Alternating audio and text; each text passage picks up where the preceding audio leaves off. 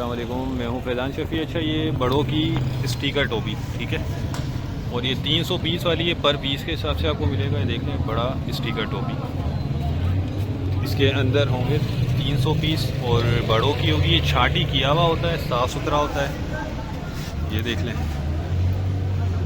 ठीक है। 300 पीस होते हैं। इसके रेट जो है डिस्क्रिप्शन में दिए गए हैं, बहुत मुनासिब रेट पे आपको मिल जाएगी।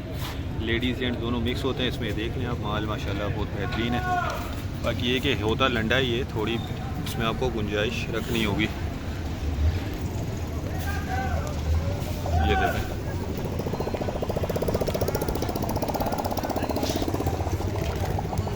ठीक है।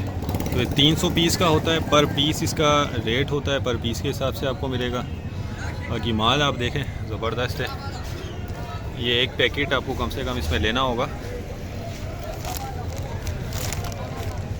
और मैंने आपको बता दिया, छांटी किया हुआ होता है, तो इसमें ये कि इंशाल्लाह माल जो है ना वो सारा साफ़ सुथरा ही होगा,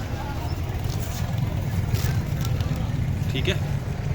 उम्मीद करता हूँ वीडियो आपको पसंद आई होगी। नेक्स्ट वीडियो तक के लिए हमें इजाज़त दीजिए। अल्लाह हाफ़िज़।